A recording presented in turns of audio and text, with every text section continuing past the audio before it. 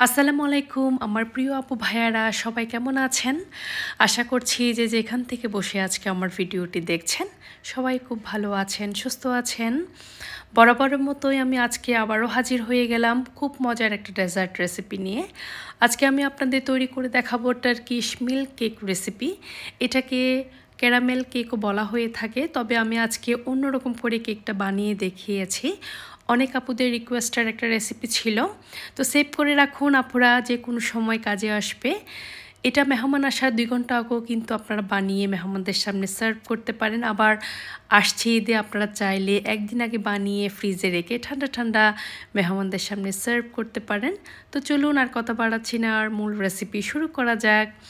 এখানে নিয়ে নিয়েছি 3টা ডিম। 3টা ডিমের কেক বানাচ্ছি আজকে। 3টা ডিমের সাদা অংশ নিয়ে খুব সুন্দর করে ইলেকট্রিক বিটারের সাহায্যে আমি বিট করে নিয়েছি। ডিমটা অবশ্যই রুম টেম্পারেচারে রাখতে হবে। ফ্রিজে থাকলে 10-15 মিনিট আগে কিন্তু বের করে রাখতে হবে। তো ডিমের এই সাদা অংশগুলো আমি একটু বিট করে একটু ফোমি ভাব যখন চলে আসবে তখন এখানে অ্যাড করে দিব 3/4 কাপ চিনি। চিনিটা অল্প অল্প করে দিচ্ছি আর বিট করে নিয়েছি। যতক্ষণ না চিনিটা গলে যাচ্ছে ততক্ষণ পর্যন্ত এই চিনিটা অল্প অল্প করে দিয়ে বিট করে নিতে হবে। ইলেকট্রিক বিটার যদি না থাকে আপনারা চাইলে হ্যান্ড হুইস্কের সাহায্যে বিট করে নিতে পারেন, তবে এটা সময় সাপেক্ষ ব্যাপার, অনেকক্ষণ সময় লাগবে। তো দেখতে পাচ্ছেন চিনিটা একদম গলে গিয়ে একটা ফোমি ভাব চলে এসেছে। তো এই পর্যায়ে দিয়ে দিচ্ছি 3টা ডিমের কুসুম। একটা একটা কুসুম দিচ্ছি আর বিট করে নিচ্ছি। খুব সুন্দর একটা ফোমি ভাব চলে এসেছে। তো এই পর্যায়ে দিয়ে দিচ্ছি 1 চা চামচ ভ্যানিলা এসেন্সটা দিয়ে আবারও একটু বিট করে নিলাম। তারপর দিয়ে দিচ্ছি 4 টেবিল চামচ দুধটা দিয়ে একটু বিট করে নিচ্ছি। তারপর দিয়ে দিব এখানে 3 টেবিল চামচ সয়াবিন তেলটা দিয়ে একটু বিট করে নিতে হবে, বেশি বিট করা যাবে না। এখন দিয়ে দিচ্ছি এখানে 1 কাপ ময়দাটা দিয়ে আমি একটু ছেলে নিব। আর এখন দিচ্ছি একটু লবণ আর দিয়ে দিচ্ছি 1 চা চামচ বেকিং পাউডারটা দিয়ে এখন খুব সুন্দর করে ছেলে নিয়ে এখন সুন্দর করে এটা মিক্স করে নিব। এপাশ ঘুরিয়ে একটু এভাবে মিক্স করে নিতে হবে। এ তো দেখতে পাচ্ছেন খুব সুন্দর একটা ব্যাটার তৈরি হয়ে গেল কেকের। এটা তেমন একটা কঠিন না আসলে, সব মেজারমেন্ট যদি আপনি ঠিক রাখেন খুব সুন্দর করে কিন্তু আপনারা এই ভ্যানিলা কেকটা তৈরি করতে পারেন। দেখতে পাচ্ছেন খুব সুন্দর একটা ব্যাটার তৈরি হয়ে গেল। এখন তাপ সইতে পারে এরকম একটা আমি মোল্ড নিয়ে নিয়েছি, কাচের মোল্ড। এখানে একটু তেল ব্রাশ করে দিচ্ছি। আমি যেহেতু এখানে এই যে মোল্ডে ডেজার্টটা বানাবো সেজন্য কোনো আর এখানে কাগজ দিচ্ছি না। আপনারা চাইলে যখনই ভ্যানিলা কেকটা বানাতে চান এই রেসিপিতে কিন্তু ভ্যানিলা কেকটাও বানিয়ে নিতে পারেন। তো একটা কাগজ বিছিয়ে তারপরে এখানে একটু তেল ব্রাশ করে দিবেন। আমি খুব ভালো করে একটু টেপ করে দিচ্ছি।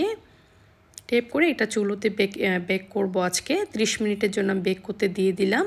এখানে নিয়ে নিলাম 2 কাপ দুধ, ঘন দুধ নিয়েছি। দুধটা নিয়ে আমি এখন দিয়ে দিচ্ছি এখানে 2 চা চামচের মতো হবে এরকম কনডেন্স মিল্ক। একটু দুধটা মিষ্টি হবে এরকম আর কি। আমি দুধটা তৈরি করে নিয়েছি। এটা কেকটা হওয়ার পরে কেকে অ্যাড করব আমি। দুধটা একদম ঠান্ডা দুধ নিয়েছি, কোনো গরম দুধ নিইনি। দুধটা জাল দিয়ে ঘন করে আমি কিন্তু এটা ঠান্ডা করে নিয়েছি। এদিকে আমার কেকটাও 30 মিনিট পরে বেক হয়ে গেল, খুব সুন্দর বেক হয়ে গেল। আর কাঠিটা দেখতে পাচ্ছেন একদম পরিষ্কার কাঠি বের হয়ে আছে। এ পর্যায়ে এটা চাইলে আপনারা ভ্যানিলা কেক হিসেবেও কিন্তু চায়ের সাথে খেতে পারেন। আমি খুব সুন্দর করে কেকটা একটু ঠান্ডা করে নিব। কেকটা ঠান্ডা হয়ে গেল। ঠান্ডা হওয়ার পরে আমি একটা নাইফের সাহায্যে চারিদিক থেকে এইভাবে একটু কেটে দিচ্ছি, যাতে করে যে আমি দুধটা বানিয়েছি ওইটা দিলে কেকের চারপাশে যাতে দুধটা একটু অ্যাবজর্ব হয় আর কি। দেখতে পাচ্ছেন আমি একদম উল্টিয়ে নিলাম, নিচে একদম এইভাবে ছুরি দিয়ে কেটে নিয়েছি। আর যে দুধটা বানিয়েছি ওইটা আমি অ্যাড করে দিচ্ছি কেকের মধ্যে। চারপাশে এভাবে কেকের উপরে দিয়ে দিতে হবে।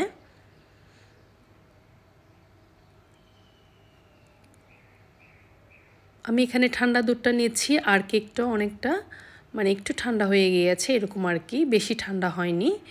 তো দেখতে পাচ্ছেন আমি 2 কাপ দুধ সুন্দর করে কেকের চারপাশে দিয়ে দিলাম। আর এই তো নেড়ে চেড়ে দিচ্ছি যাতে করে কেকের চারপাশে দুধগুলা চলে যায়। তো এই পর্যায়ে আমি একটু র্যাপিং করে ফ্রিজে রেখে দিচ্ছি ঠান্ডা হওয়ার জন্য। ঠান্ডা করে তারপর আমি এখানে ক্রিমটা সেট করব। এটা নর্মাল ফ্রিজে রাখছি। আর এখানে হুইপ ক্রিমটা তৈরি করছি। এখানে হাফ কাপ নিয়েছি আমি ট্রপিক্যাল ক্রিমটা নিয়েছি। হুইপ ক্রিম নিয়ে নিচ্ছি এখানে হাফ কাপ, দিয়ে দিচ্ছি 2 চা চামচের মতো হবে গুঁড়া দুধ।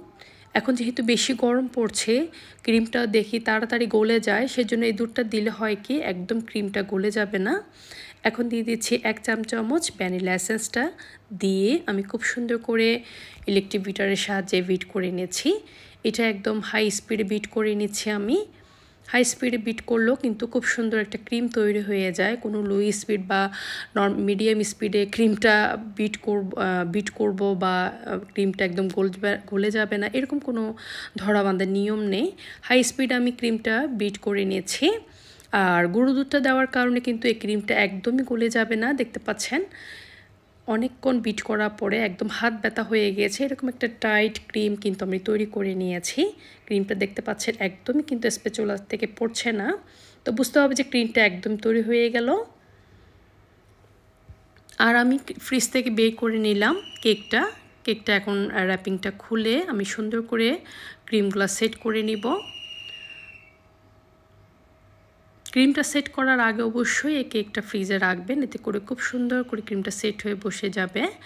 আমি কিন্তু ক্রিমটা ফ্রিজে রাখিনি, ঠিক এই পর্যায়ে এখন কেকের উপরে এই স্প্যাচুলার সাহায্যে একটু সেট করে দিয়েছি। দেখতে পাচ্ছেন ক্রিমটা একদমই গলে যায়নি, কারণ হচ্ছে যে আমি এখানে গুঁড়ো দুধটা ইউজ করেছি। যেহেতু গরম পড়ছে অনেক, একদমই গলে যাবে না গুঁড়ো দুধটা ইউজ করার কারণে। দেখতে পাচ্ছেন খুব সুন্দর করে আমি ক্রিমটা সেট করে নিয়েছি। এই ক্রিমটা সেট করতে, সাজাতে, কাটতে কিন্তু আমাদের 1 ঘন্টা 1.5 ঘন্টা সময় লেগে যায়। এর মধ্যেও কিন্তু ক্রিমটা একদমই গলে যাবে না। এখন একটু দিয়ে দিচ্ছি ফুড কালার। এই রেসিপিটার জন্য আপুরা অনেকবার বলেছেন আমাকে, তো আজকে শেয়ার করছি। আপুরা একদমই সময় পাচ্ছিলাম না।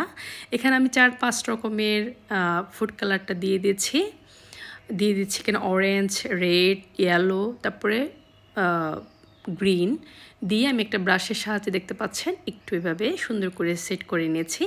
তো আমি এটা করেছি কারণ আমার ওই দিন এত ঝামেলা ছিল যে আমি যে ক্যারামেল সসটা তৈরি করে এখানে উপরে সাজাবো ওই সময়টুকু আমার ছিল না।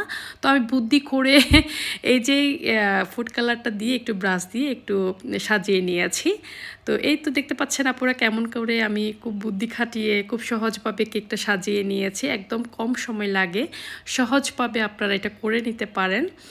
ক্যারামেল সসটা বানাতে তো অনেকক্ষণ সময় লাগে, মেহমান আসার 2 ঘন্টা আগে কিন্তু আপনারা এইভাবে সুন্দর করে একটু ফুড কালার দিয়ে খুব সুন্দর করে এভাবে সেটিং করে নিতে পারেন। আমি খুব সুন্দর করে এখন নাইফের সাহায্যে কেটে নিয়েছি। দেখতে পাচ্ছেন কতটা ফ্লাফি হয়েছে কেকটা, উপরে ক্রিমটাও কিন্তু এখনও গলে যায়নি।